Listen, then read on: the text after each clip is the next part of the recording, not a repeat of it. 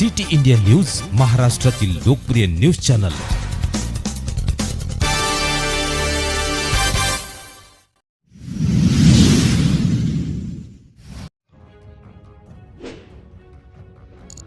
काँग्रेस प्रदेशाध्यक्ष हर्षवर्धन सपकाळ यांनी रायगडवरून सरकारवर साधला निशाणा। छत्रपती शिवाजी महाराज यांच्या समाधीचे घेतले दर्शन। काँग्रेसचे नवनिर्वाचित प्रदेशाध्यक्ष हर्षवर्धन सपकाळ यांनी आज किल्ले रायगडावर छत्रपती शिवाजी महाराज यांना अभिवादन केले आणि सरकारवर जोरदार टीका केली।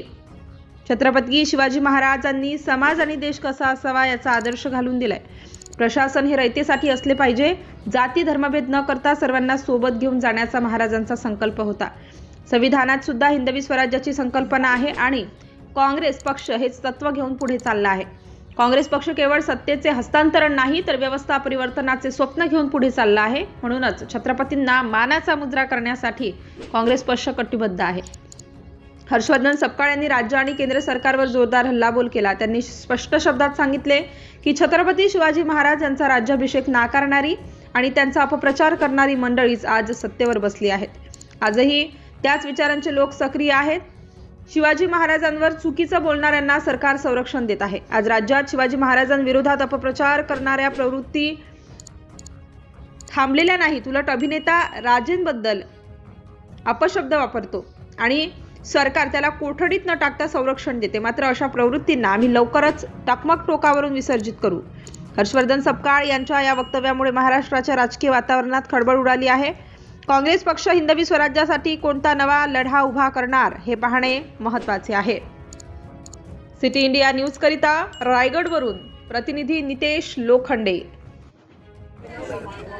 समाज आपला कसा असला पाहिजे, देश कसा असला पाहिजे याची संकल्पना छत्रपती शिवाजी महाराजांनी हिंदवी स्वराज्याच्या संकल्पनेतून आपल्या सर्वांच्या पुढे मांडली आणि ती मांडत असतानाच राजा जो हा रयतेचा असला पाहिजे, प्रशासन शासन हे रयतेचं असलं पाहिजे, त्यासाठी एक आदर्श त्यांनी आम्हाला सर्वांना आपल्याला घालून दिला। कुठलाही भेदभाव, जातीय द्वेष, धर्मद्वेष न करता हा सर्वांना सोबत घेऊन चालण्याचा संस्कार देखील छत्रपती शिवाजी महाराजांना केला। या छत्रपती महाराजांना अभिप्रेत असणाऱ्या शासन व्यवस्थेलाच आपण हिंदवी स्वराज्य म्हणतो। या हिंदवी स्वराज्य ही संकल्पना आहे। या संकल्पनेत अनेक आध्यात्मिक आणि अनेक महात्म्यांचं देखील योगदान त्या संकल्पनेमध्ये लाभलेलं आहे आणि त्या अनुषंगाने स्वातंत्र्योत्तर काळात आपलं पवित्र असं संविधान निर्माण झालं आणि या संविधानातही हिंदवी स्वराज्याची संकल्पना आहे। या संकल्पनेलाच काँग्रेसने जेव्हा स्वातंत्र्याची चळवळ सुरू केली तेव्हा स्वातंत्र्य आंदोलनात, स्वातंत्र्य चळवळीत केवळ सत्तेचं हस्तांतरण नव्हे तर व्यवस्था परिवर्तनाचे स्वप्न बघितलं आणि सदरची जी व्यवस्था परिवर्तन होती ही हिंदवी स्वराज्याच्या स्वरूपाची होती।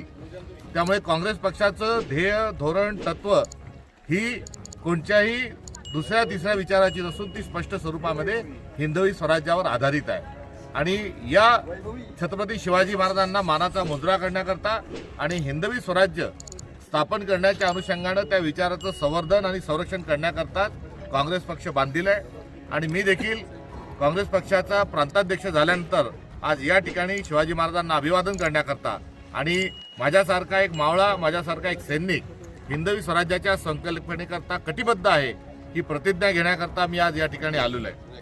दुसऱ्या बाजूला छत्रपती शिवाजी महाराजांचा राज्याभिषेक नाकारणारी जी मंडळी होती, छत्रपती शिवाजी महाराजांबद्दल वंगळ अपप्रचार करणारी जी मंडळी होती, दुर्दैवाने आज त्या विचारांचीच मंडळी केंद्रात आणि राज्यात कुठेतरी सत्तेवर बसलेली आहे। त्यामुळे सतत ज्यांनी शिवरायांना छळलं तो विचार दुर्दैवानं आज जिवंत आहे। त्या विरोधातही लढण्याचा आमचा संकल्प आहे। छत्रपती शिवाजी महाराज केवळ आदिलशाहीच्या, निजामशाहीच्या आणि औरंगजेबाच्या विरोधातच लढले नाही तर ते तात्कालीन स्वतःला धर्ममार्तंड समजणारे आणि या भारतीय आपल्या संस्कृती परंपरेवर स्पृश्य अस्पृश्यता, भेदाभेद हा त्या ठिकाणी अस्पृश्य आणि हा असमाजवादी आणि चुकीचा विचार घेऊन जी काम करणारी मंडळी होती त्यांच्या विरोधात छत्रपती शिवाजी महाराज हे लढले। आज आदिलशाही गेली, औरंगजेब गेले, निजामशाही गेली, मात्र दुर्दैवानं आज हा जो जातीयता वादाचा विचार आहे तो जातीवादाचा विचार आजही आपल्याला कायम असल्याचा आढळून येतो। आज शिवाजी महाराजांची मला माफी मागावीशी वाटते कारण आज शिवाजी महाराज आमचा स्वाभिमान आहे, आमचा अभिमान आहे मात्र आजही त्यांच्या विरोधात अपप्रचार करणारी मंडळी थकलेली नाही आणि या मंडळीच्या पाठीशी कुठेतरी राज आश्रय पण आहे, हे देखील एक चित्र आहे. छत्रपती शिवाजी महाराजांचा अपमान करा आणि सुरक्षा मिळवा हे धोरण आज राज्य सरकारकडून कुठेतरी अवलंबलं जातं, त्याचंही दुःख आहे. एक अभिनेता शिवाजी महाराजांबद्दल भलतं सलतं बोलतो, सरकार त्याच्यावर कारवाई करत नाही, अटक करत नाही, त्याला काळकोठडीत घालत नाही, तर त्याच्या घरापुढे पोलिसांचा पहारा देते, पोलिसांचं संरक्षण देते. एक इतिहासकाराला शिवाजी महाराजांच्या बद्दल अपशब्द फोनवर बोलून एक इतिहासकाराला निनावी फोन येतो, तो निनावी नसून तो एका सरकारमधल्या धार्जिण्या एका माणसाचा फोन येतो आणि तो फोनवर केवळ इतिहासकारांनाच धमकत नाही तर शिवाजी महाराजांबद्दलही भलतं सलतं बोलतो. त्यामुळे तोही अपमान करतो, त्यालाही संरक्षण दिलं जातं. ज्या सावरकरांनी त्यांच्या साहित्यात शिवाजी महाराजांना स्थान दिलं नाही, संभाजी महाराजांचा अपमान केला, त्या सावरकर शिवाजी महाराजांचा, संभाजी महाराजांचा अपमान करतात आणि त्यांना पुरस्कार दिला जातो. त्यामुळे अपमान करा, पुरस्कार घ्या, अपमान करा, सुरक्षा द्या, हे जे आज सरकारच्या वतीनं जे सुरू आहे त्याबद्दल मी दुःख आणि खंत व्यक्त करतो आणि छत्रपतींची माफी मागतो की आज आपल्या माघारी आम्ही आपल्या विचाराचं दर्शन करण्यात कुठेतरी कमी पडत आहोत.